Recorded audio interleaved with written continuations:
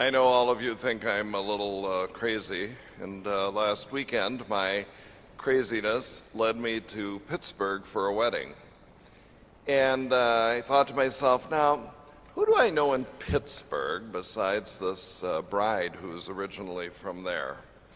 And I thought of two people. Well, Mike and Patty Decker is a Roncalli grad of '81, and he and his wife raised three daughters there. And so I thought, well, I will tell them that I'm in town and try to ruin their Sunday afternoon by getting together. And it worked. We spent quite a bit of time together, and the daughter and her husband and a little 2-year-old granddaughter. It was old home week. I hadn't talked to them for a long time. And then the other person that I thought of was Bishop Zubik. You remember him. He's the one who merged the parishes. And he's doing it in Pittsburgh now. They're equally excited. And so I contacted him, and he said, "Oh, wonderful, come on over, stay for a couple days." Really? So I did. And so on Monday afternoon, he said, I have lots of stories, but anyway. He said, where would you like to go to dinner tonight? And I said, well, let's go to someplace weird, some different, unusual place. So we went to this Middle Eastern restaurant called Kasbah, which is the Arabic word for castle. I know that because I play trivia. And I only know one other word, and that's Allah, and we can't say that. But anyway, so it's under a tent. And we get there, and we're seated at this tiny little table for two. Very romantic. Hello, it's good to see you. Well, whatever. And he happened to know the people sitting at the table next to us, and it was a smaller place, so you could hear everything everybody was saying. And he introduced me as a priest from Green Bay, from the diocese, and a friend of his. So we chatted back and forth, and they were way ahead of us. They had been there earlier. And so about 15 minutes into our dinner, they got up and left. Well, when we were finally done chatting and so on, the waiter brought or we asked for the bill, and the waiter came and said, the people at the table next to you picked up the tab for you. But they left this little note, and the note said, "Dear Bishop, we were delighted to be able to buy dinner for you tonight, but trust us when we say we didn't do it because of you, but because we're ardent Packers fans." He said, "I really am glad to see you."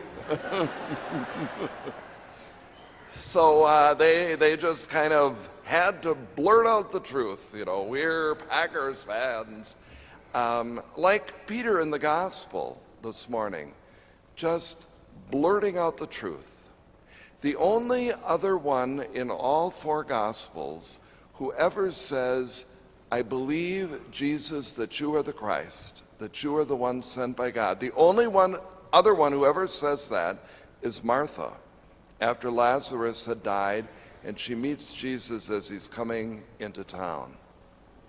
The rest may have thought it and may have felt it, but it's not recorded that they ever said it.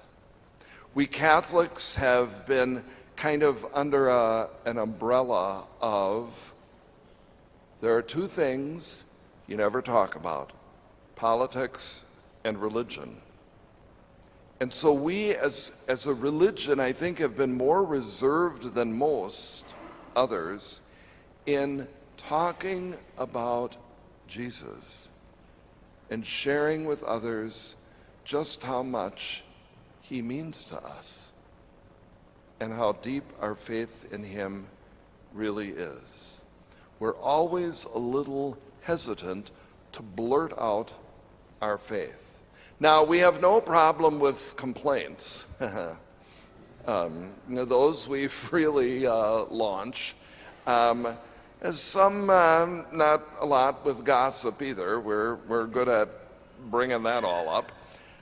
Cheering on our team, especially high school. Oh my goodness. I noticed the Northeast Wisconsin soccer group, they're having a weekend of silence where parents and grandparents can't cheer for the whole weekend because it's gotten so out of control.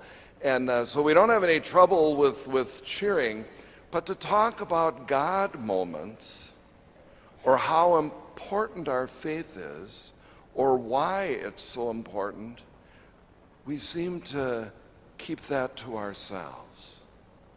Now, I think the door is being cracked open a little bit in how easy it is for us today compared to certainly when I was a kid or even 30 years ago, how much easier it is for us to say to one another, I love you.